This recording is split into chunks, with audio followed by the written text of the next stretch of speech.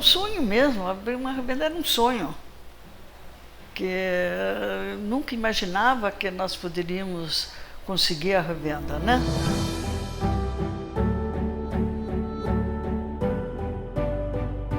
Eu sou Doc Schevano, sou diretor comercial aqui da Milamoto, concessionária Honda em Jundiaí, que completa 45 anos e sou apaixonado por motos. Bom, a história do livro é uma história que começa há uns 7 anos atrás, mais ou menos, quando, depois do falecimento do meu pai, um período depois, eu vi a necessidade de a gente contar a nossa história.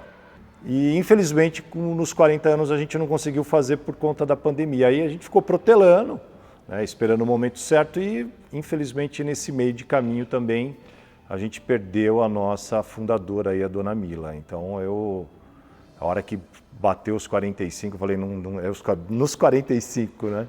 Nos 45 não dava para deixar de realizar essa vontade de contar a história dos meus pais, a história da empresa, a história nossa, a história da moto em Jundiaí.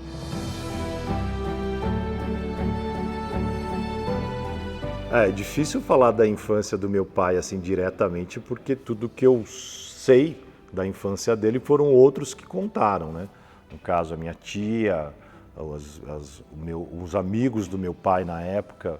A história da Kombi, ela assim, ecoava em todos os cantos, né?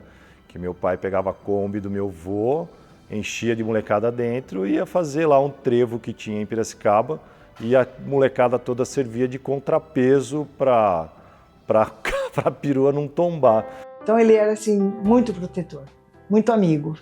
Foi assim uma pessoa, também nós somos nós dois, né? A gente se amava, brigava e depois voltava. Os nossos pais trabalhavam o dia todo.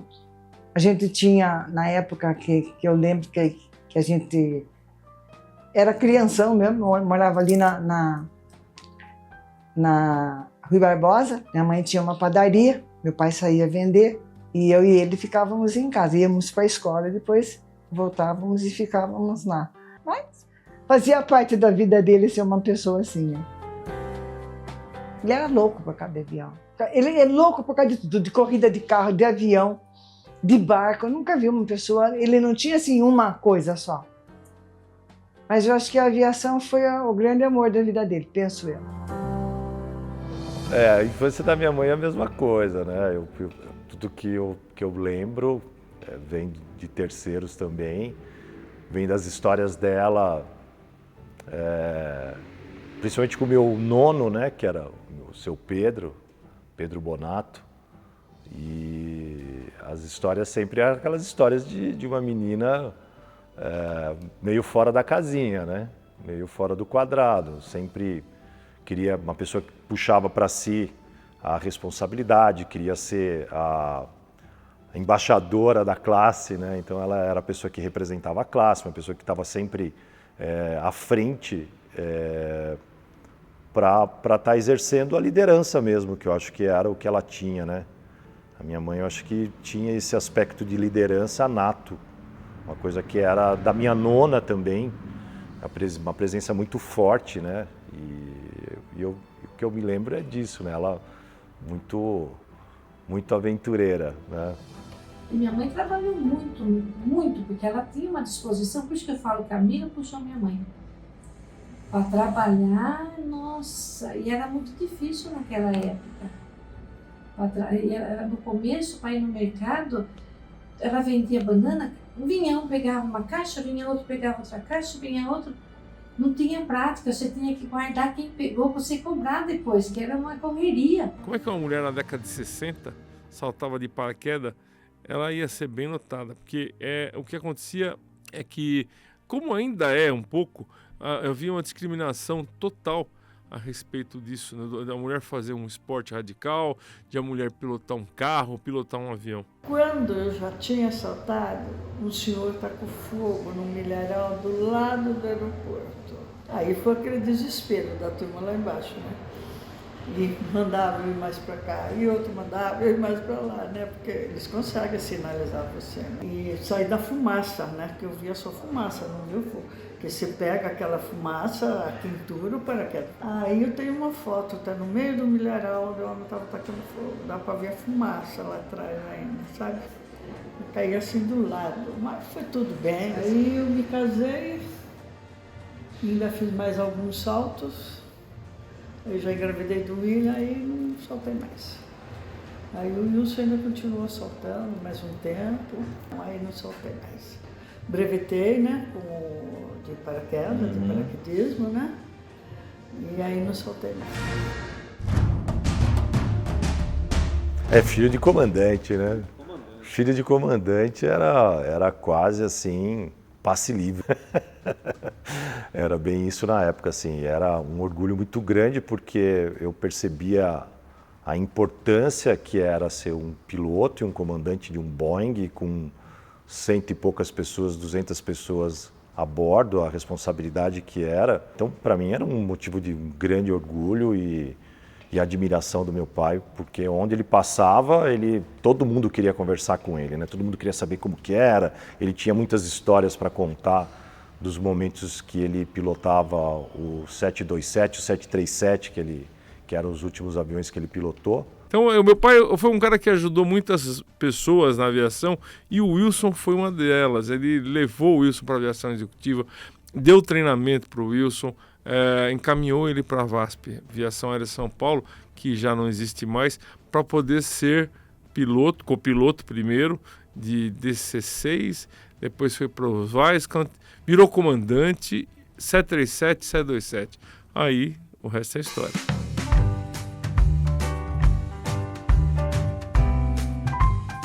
A inauguração eu lembro bem, foi uma bagunça, né? Assim, eu criança, molequinho, né? E vendo toda aquela montagem da concessionária, pregando o forro, que eu lembro bem, assim, que era um forro de plástico que era para disfarçar o telhado. E assim eu lembro quando ela abriu e fui na inauguração. O Wilson era radioamador, como a Mila também, e eu também. Tinham vários amigos nossos lá na inauguração, porque todos aqui íamos ficar com muita saudade do Wilson e da Mila. E era assim, para eles era um mercado que o Wilson conhecia, uma pessoa inteligentíssima. Eu diria assim que o Wilson era a cabeça e a Mila eram os braços, porque ela trabalhava, mas ele idealizava. Porque nós abrimos a loja em 80, não em 79. 79 nós começamos a abrir, mas para abrir mesmo de uma vez foi em 80. A gente terminava o período escolar e descia para a loja, né? Descia para a loja e ficava na sala da minha mãe, do meu pai ali. E ali a gente fazia tarefa, ali a gente passava a tarde, né? Eu e meu irmão fomos praticamente criados lá dentro. O presidente Collor faz mudanças profundas na economia. Agora é vencer ou vencer. Os preços até 15 de abril continuam iguais aos da última segunda-feira. Eles se desafiavam muito, né? Eles sempre estavam se desafiando. Eu lembro das histórias da gincana, da equipe Peixato que eles tinham. Então eu acredito que essa coisa da competição, que meu pai era apaixonado, da aviação, das gincanas, deu uma base muito grande de que o que as pessoas querem, né?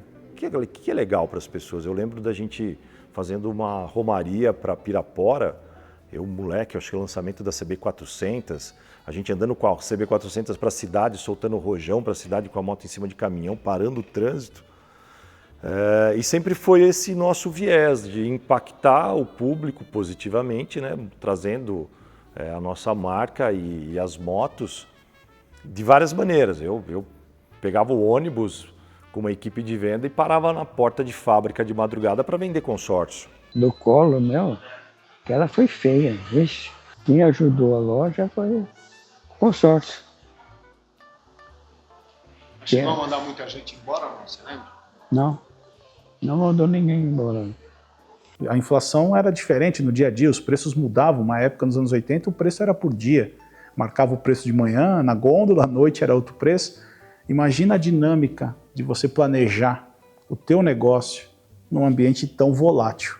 Isso com pouco recurso, com pouca tecnologia. Realmente, o histórico do mercado de motocicletas no Brasil, ao longo desse período, ele foi um período extremamente difícil para todas as marcas, né? Vamos recordar Plano Bresser, Cruzado, uma série de problemas no governo, economia, e nesse momento, basicamente, os concessionários estavam vendendo em média ali 4 motos, 5 motos por mês. Imagine se sobreviver com um volume desses de moto. E só se sobressaía quem era apaixonado pelo mercado de motocicletas. E essa foi uma referência que aconteceu na Milamoto. Basicamente, é uma história de um pai, um investidor, que trabalhava como piloto de avião e nas suas horas vagas usava o caminhão para transportar moto, levando ela da Honda, do prédio onde nós estamos aqui, para a Milamoto, e em Jundiaí tentando se sustentar e manter dentro desse mercado. Era um desbravador.